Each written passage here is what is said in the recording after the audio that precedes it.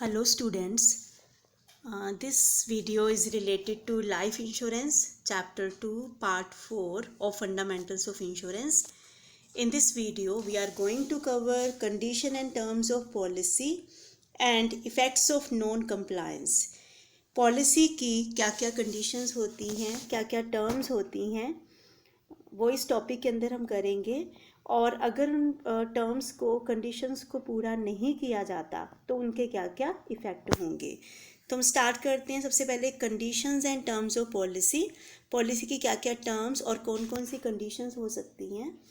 तो इनको दो पार्ट में डिवाइड किया गया है। सबसे पहले होती हैं जनरल कंडीशंस और सेकंड टाइप की जो कंडीशंस है वो हो सकती हैं specific conditions. General conditions and specific conditions. General conditions के नाम से क्लियर है कि नॉर्मली ये हर तरह के पॉलिसी के ऊपर इम्प्लीमेंट होती हैं। अगर हम स्पेसिफिक कंडीशंस की बात करें तो कुछ स्पेसिफिक जो सिचुएशंस हैं, जो स्पेसिफिक पॉलिसीज़ हैं, तो उस केस में ये जो कंडीशंस हैं, ये टर्म्स होती हैं, तो वो इम्प्लीमेंट होती हैं। तो जनरल कंडीशंस नॉर्मली सभी के लिए ऑलमोस्ट सेम है। तो ये कुछ कौन कौन सी हो सकती हैं। सबसे पहला एज है, suicide, special provision, non disclosure, notices हैं, forfeiture and cancellation, loan, free look period, modification, assignment and nomination, eligibility, medical examination, revival of lapsed policy, currency, payment of claim, loss of policy document. तो हम सबसे पहले start लेते हैं first point से, that is age. तो age क्या होता है? जब भी प्रपोज़ल को भरा जाता है, जिस टाइम प्रपोज़ल को भरा जाता है तो उस टाइम एज उसके अंदर सही भरना रिक्वायर्ड होता है, क्योंकि जो भी प्रीमियम डिसाइड होगा तो वो उसी के बेस पर होता है। अगर एज गलत होगी तो प्रीमियम की अमाउंट गलत होगी और फिर जो क्लेम होगा तो उसके ऊपर भी उसका कहीं ना कहीं इफ़ेक्ट आएगा। तो पॉलिसी होल्डर को रिक्वायर्ड होती है कि वो कंपनी को अपनी एज का एक प्रॉपर प्रूफ प्रेजेंट करे। अगर वो ऐसा नहीं करता है तो कंपनी प्रपोज़ल को कैंसिल कर सकती है और एक स्टैंडर्ड एज प्रूफ जो फ्रेश हो तो उसकी डिमांड कर सकती है। तो करेक्ट एज को भरना रिक्वायर्ड होता है। अगर करेक्ट एज, जो एज प्रपोज़ल में डिक्लेयर की गई थी, उससे ज़्यादा या कम है तो उस केस में जो इंश्योरेंस चार्जेस होंगे, जो प्रीमियम होगा, उसको ऑल्टर कर दिया जाएगा करेक्ट एज के अकॉर्डिंगली। और ये from the beginning of the policy होगा, बिल्कुल स्टार्टिंग से होगा। दैट मीन्स कंडीशन क्या है कि हमेशा प्रपोजल के अंदर सही एज को मेंशन करना रिक्वायर्ड होता है। सेकंड जो कंडीशन आती है वो है सुसाइड। तो सुसाइड की सिचुएशन में क्या होता है? अगर जो पर्सन लाइफ एश्योर्ड है, अगर वो जानबूझकर या अदरवाइज अगर वो सुसाइड कर लेता है पॉलिसी स्टार्ट होने के या पॉलिसी के रिवाइव होने के विद इन 1 ईयर, तो उस पॉलिसी को वॉइड माना जाता है। उस केस में वो वैलिड नहीं होती है, ठीक है। तो उस पॉलिसी को कैंसिल कर दिया जाएगा और जो इंश्योरेंस कंपनी है वो फिर क्लेम पूरा उसका क्लेम नहीं देती है। इसमें क्लेम के लिए कुछ प्रोसीजर्स को फॉलो किया जाता है। बिड वैल्यू लगाई जाती हैं, ठीक है, यूनिट्स की बिड वैल्यू कंप्यूट की जाती है और उसके बेस पर फिर पॉलिसी की जो क्लेम है तो वो जो लाइफ एश्योर्ड की फैमिली को दिया जाएगा। दैट मीन्स सुसाइड अगर विद इन 1 ईयर हो जाता है पॉलिसी लेने के तो फिर उस केस में कंडीशंस अलग हो जाती हैं। तो पूरा जो क्लेम है वो उसकी फैमिली को, लाइफ एश्योर्ड की फैमिली को नहीं मिलता है। उसके बाद कुछ स्पेशल प्रोविज़न है। कोई भी जो स्पेशल प्रोविज़न है, चाहे पॉलिसी को किसी और को एंडोर्स कर दिया गया है, तो उस केस में क्या होगा? अगर पॉलिसी को किसी और को एंडोर्स किया गया है तो उसके लिए पॉलिसी पर वो लिखना ज़रूरी होता है। इसके लिए साथ में एक अलग डॉक्यूमेंट अटैच करना ज़रूरी होता है। जब भी पॉलिसी का एंडोर्समेंट होता है तो कुछ स्पेशल प्रोविज़न्स होते हैं। अगर हमने एंडोर्समेंट किया है पॉलिसी का तो उसके लिए एक सेपरेट डॉक्यूमेंट्स हमें सबमिट करना होता है और अकॉर्डिंगली फिर वो इफ़ेक्ट आ जाता है। नेक्स्ट जो कंडीशन है नॉन डिस्क्लोज़र। पॉलिसी के अंदर हर एक चीज़ जो इंश्योरर को के लिए जिसकी नॉलेज होना ज़रूरी होता है, तो वो सारी इन्फॉर्मेशन पॉलिसी के अंदर प्रपोज़ल के अंदर मेंशन करना ज़रूरी है। अगर प्रपोज़ल के अंदर कोई फ्रॉड किया जा रहा है, कोई नॉन डिस्क्लोज़र है, मिस रिप्रेजेंटेशन है, कोई डिक्लेरेशन हमारा सही नहीं है, या कोई डॉक्यूमेंट हमने प्रॉपरली सबमिट नहीं किया है, तो उस केस में पॉलिसी को कैंसिल भी कर दिया जाता है। तो जब भी इंश्योरेंस कंपनी को इस सब के बारे में कोई भी नॉलेज मिल जाती है कि किसी डॉक्यूमेंट के अंदर कोई हेरा फेरी की गई है, तो उसका पता चलते ही जो क्लेम है तो उसको रिजेक्ट कर दिया जाता है और किसी भी तरह का जो बेनिफिट है वो प्रोवाइड नहीं किया जाता पॉलिसी होल्डर को। उसके बाद आते हैं नोटिसेस, कि कोई भी जो नोटिस होता है, डायरेक्शंस होती हैं, पॉलिसी के अंदर कोई भी इंस्ट्रक्शंस हैं, तो उनको जो है वो भेज दिया जाता है। उसको भेजना ज़रूरी होता है किसी भी तरह का अगर नोटिस होगा, और वो नोटिस इन राइटिंग हो सकता है, बाय हैंड उसको डिलीवर किया जा सकता है, बाय पोस्ट उसको भेजा जा सकता है, और या फिर ईमेल के थ्रू, मतलब जो भी इंफॉर्मेशन प्रोवाइड करनी है तो वो ईमेल वगैरह के थ्रू भेज सकते हैं। जैसे अगर पॉलिसी होल्डर का एड्रेस चेंज हो जाता है तो उसके बारे में नोटिस देना रिक्वायर्ड होता है, और वो immediately by hand, by post, in writing, email के थ्रू, तो वो इंश्योरेंस कंपनी को इंटीमेट करना उसके बारे में ज़रूरी होता है।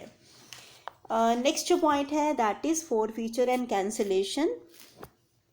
अगर प्रीमियम को टाइमली पे नहीं किया जाता है, अगर पॉलिसी की कंडीशंस को फुलफ़िल नहीं किया जाता है, प्रपोज़ल के दौरान अगर हमने इनकरेक्ट स्टेटमेंट सबमिट की है, फॉल्स डॉक्यूमेंट को अटैच किया है, तो इंश्योरेंस एक्ट में जो है सेक्शन 45 के अकॉर्डिंगली उस पॉलिसी को वॉइड माना जाएगा, उस पॉलिसी को वैलिड नहीं माना जाता है। तो जितने भी बेनिफिट्स जो थे, जो पॉलिसी होल्डर को मिलने वाले थे, उन सबको रोक दिया जाता है, और जितनी अमाउंट ऑलरेडी वो हमें पे कर चुका है तो उसको फॉरफिट भी कर दिया जाता है। लेकिन अगर पॉलिसी इशू करने के 2 साल की अगर एक्सपायरी हो चुकी है तो पॉलिसी को कैंसिल करना पॉसिबल नहीं होगा। तो अगर विद इन 2 ईयर ये सारी इन्फॉर्मेशन इंश्योरेंस कंपनी के पास पहुंच जाती है कि प्रपोज़ल में कुछ फॉल्स स्टेटमेंट दी गई हैं, गलत डॉक्यूमेंट्स को अटैच किया गया है, तो उस पॉलिसी को वॉइड माना जाता है। लेकिन अगर 2 ईयर की एक्सपायरी हो चुकी है फिर इस पॉलिसी का कैंसिलेशन नहीं हो सकता। इसके बाद जो नेक्स्ट कंडीशन आती है वो है लोन। तो लोन में क्या होता है, अगर पॉलिसी के अगेंस्ट लोन लेना है तो वो भी डिपेंड करता है पॉलिसी की कंडीशंस के ऊपर।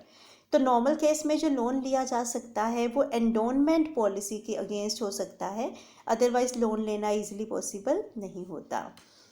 इसके बाद कुछ और जनरल कंडीशन है, जिसमें सबसे पहला है free look period. Free look period का मतलब क्या होता है? फ्री लुक का मतलब कि हम एक जो पॉलिसी इंश्योरेंस जो कंपनी है, जो इंश्योरर है, वो इंश्योर्ड को टाइम देता है।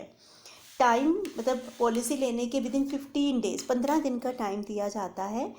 अगर जो पॉलिसी होल्डर है वो उस पॉलिसी को कैंसिल करवाना चाहता है तो वो पॉलिसी लेने के विदिन 15 डेज रिक्वेस्ट कर सकता है, ठीक है। और उस केस में क्या होगा कि कंपनी उस पॉलिसी को कैंसिल कर देती है, और जो amount policy holder life assured company को पे कर चुका है तो वो अमाउंट भी रिफंड कर दी जाती हैं।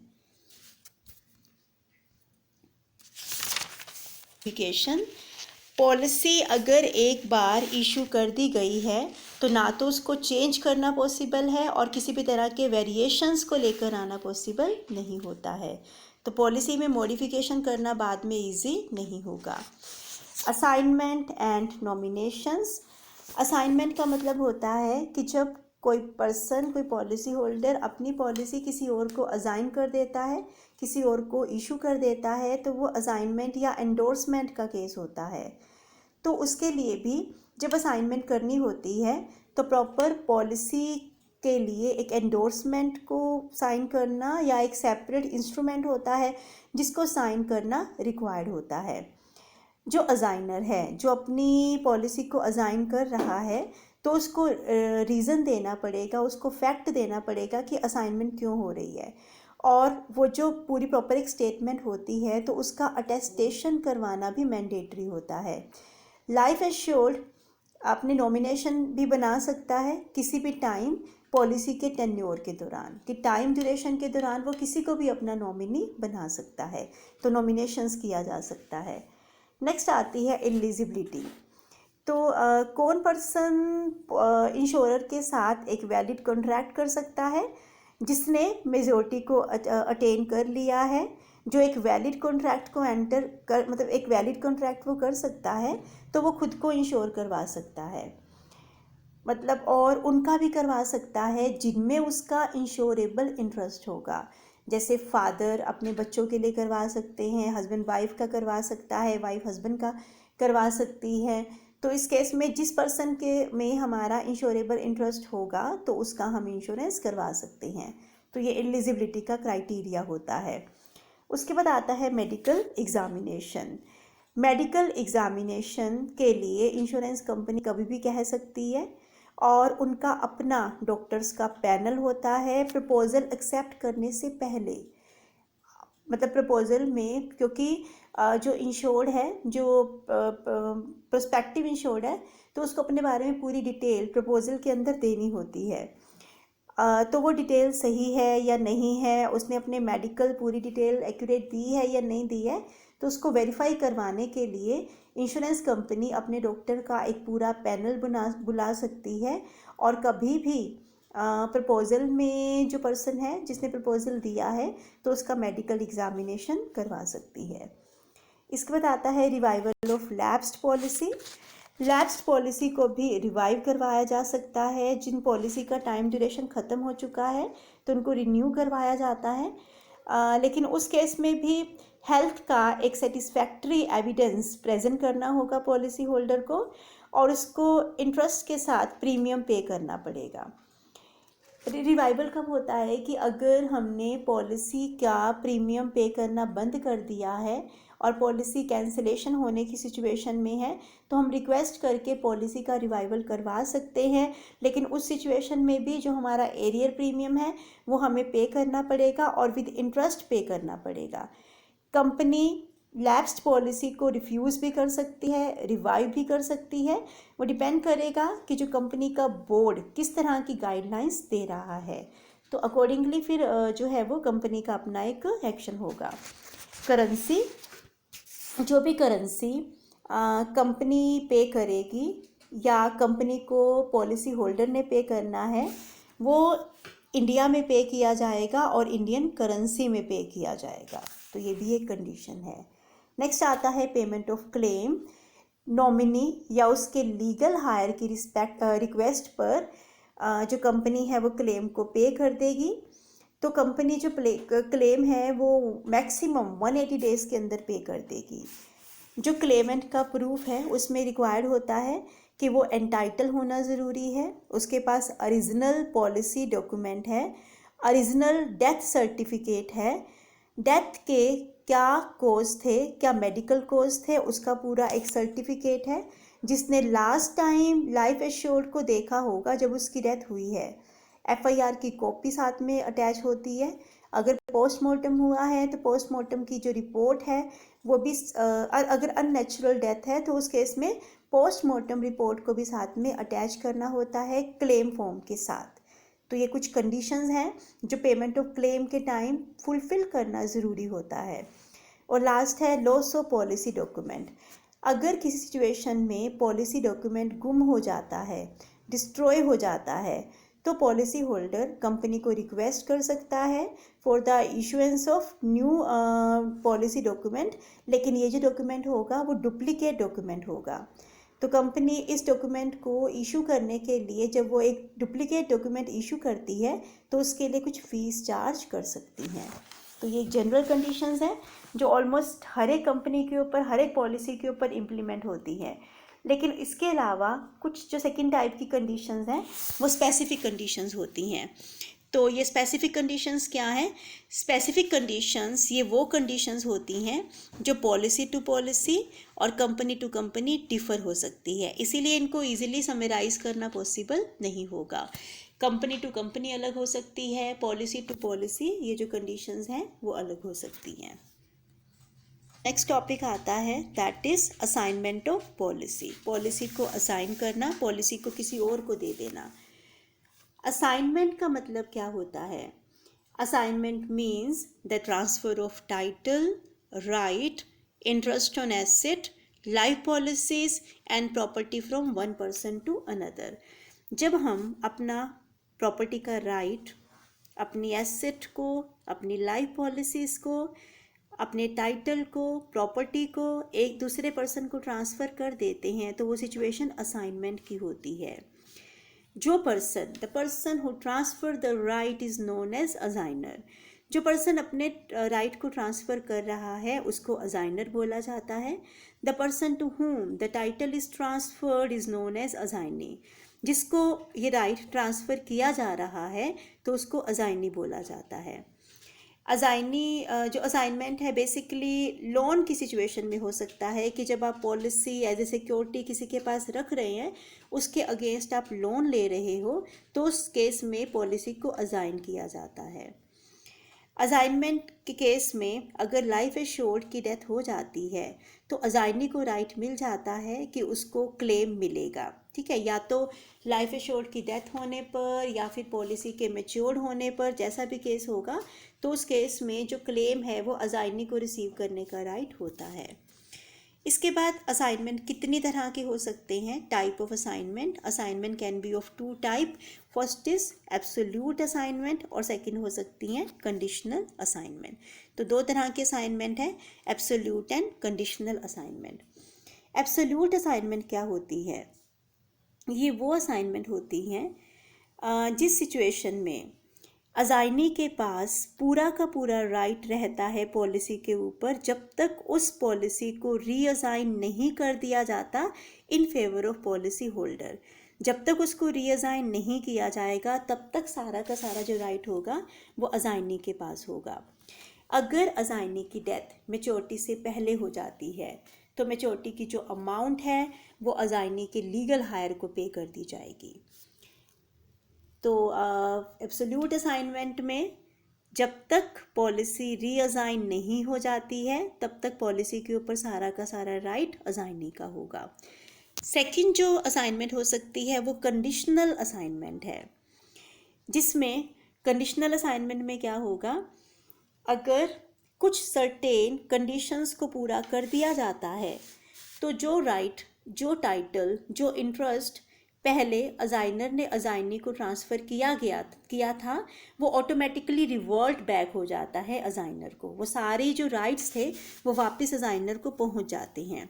तो इस सिचुएशन में अगर असाइनी की डेथ हो जाती है असाइनर से पहले या लोन को रीपे करने पर, तो या असाइनर के सर्वाइवल पर, तो जो भी मैच्योरिटी की डेट पर क्या होगा फिर, मतलब इससे पहले कि अगर हमने लोन को रीपे कर दिया है, असाइनी की डेथ असाइनर से पहले हो चुकी है, तो उस केस में जो ये पूरा का पूरा राइट है वो रिवर्ट बैक हो जाएगा टू द असाइनर। तो ये कंडीशंस होती है, यहाँ पर कुछ कंडीशंस इम्प्लीमेंट हो जाती हैं। अब फीचर्स क्या हैं असाइनमेंट के? सबसे पहले तो असाइनमेंट के लिए क्या रिक्वायरमेंट है कि असाइनर के लिए मेजर होना ज़रूरी है, तो माइनर नहीं हो सकता असाइनर। अगर पॉलिसी को ट्रांसफ़र करना चाहते हैं तो असाइनर के लिए मेजर होना ज़रूरी है। असाइनर असाइनमेंट को करने के लिए कॉम्पिटेंट होना ज़रूरी है, मतलब वो पागल या दिवालिया ना हो, इनसेन या इंसॉल्वेंट वो ना हो, तभी असाइनमेंट हो सकती है। असाइनमेंट में असाइनर के लिए ये भी रिक्वायरमेंट है कि वो जिस पॉलिसी को असाइन करेगा तो उसके ऊपर उसकी कंप्लीट ओनरशिप होना ज़रूरी है। असाइनमेंट इन राइटिंग होना ज़रूरी है और इट शुड बी क्लियर होना ज़रूरी है। असाइनमेंट विद और विदाउट कंसिडरेशन हो सकता है, ज़रूरी नहीं कि असाइनमेंट के लिए हमें कंसिडरेशन मिलेगा तभी असाइनमेंट हो सकती है, तो विदाउट कंसिडरेशन भी असाइनमेंट हो सकता है। असाइनमेंट हर तरह की इंश्योरेंस प्लान के ऊपर एप्लीकेबल होता है। अगर एक बार असाइनमेंट हो चुकी है तो उसका कैंसिलेशन नहीं हो सकता है।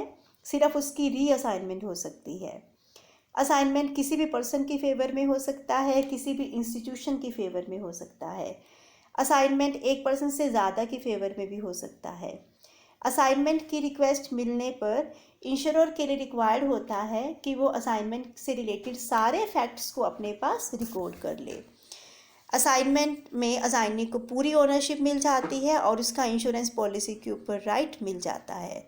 असाइनमेंट के साथ जो इंश्योरेंस एक्ट 1938 में सेक्शन 38 है, जिसमें सारे के सारे जो प्रोविजंस हैं वो असाइनमेंट के रिगार्डिंग गिवन है।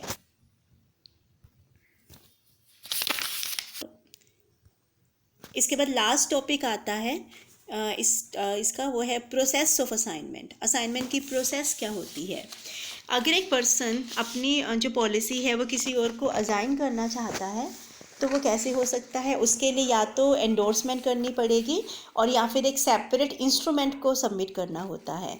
जो सेपरेट इंस्ट्रूमेंट होता है इसको डीड ऑफ असाइनमेंट बोला जाता है, और जब इस डीड को साइन किया जाता है तो उसमें कम से कम एक विटनेस का होना ज़रूरी होता है। सेकंड है, असाइनमेंट का जो नोटिस है वो पॉलिसी डॉक्यूमेंट के साथ असाइनमेंट डीड के साथ इंश्योरर को भेजना ज़रूरी होता है। और नोटिस मिलने के बाद जब नोटिस मिल जाता है तो फिर वो हर एक केस के ऊपर वो एप्लीकेबल हो जाता है। डॉक्यूमेंट को मिलने के बाद जो इंश्योरर होता है वो असाइनमेंट का रिकॉर्ड अपने पास रखता है, मतलब किस दिन असाइनमेंट हुई है और किसको असाइनमेंट हुई है, असाइनी का नेम ऐड कर दिया जाता है। इसके बाद प्रोसेस में जो नेक्स्ट है, असाइनमेंट रिसीव होने पर जो असाइनी है उसको पॉलिसी के सारे बेनिफिट मिलते हैं और पॉलिसी के अंडर जितनी भी लाइबिलिटीज़ होती हैं तो उन सब के लिए वो रिस्पॉन्सिबल हो जाता है। जो वैलिड असाइनमेंट होती है वो इरिवोकेबल होती हैं और उसका कैंसिलेशन भी नहीं हो सकता, उसका सिर्फ रीअसाइनमेंट हो सकता है। पॉलिसी के अंदर जब नॉमिनेशन किया जाता है तो वो असाइनमेंट के बाद ऑटोमेटिकली कैंसिल हो जाता है। अगर हमने पॉलिसी के अंदर नॉमिनेशन कर दिया है, हमने अपने नॉमिनी को का नेम दे दिया है, लेकिन हम उस पॉलिसी की असाइनमेंट भी कर रहे हैं, तो उस केस में क्या होगा, नॉमिनी और असाइनी दो लोग तो ओनर हो नहीं सकते हैं, तो नॉमिनेशन ऑटोमेटिकली कैंसिल हो जाता है। तो this was all about conditions and terms of policy. और कुछ ऐसी सिचुएशंस हैं लाइक असाइनमेंट क्या होती हैं, नॉमिनेशंस क्या होता है, तो इस वीडियो के अंदर मैंने आपको कवर करवाया है। मुझे उम्मीद है कि आपको ये टॉपिक समझ में आया होगा। Thank you.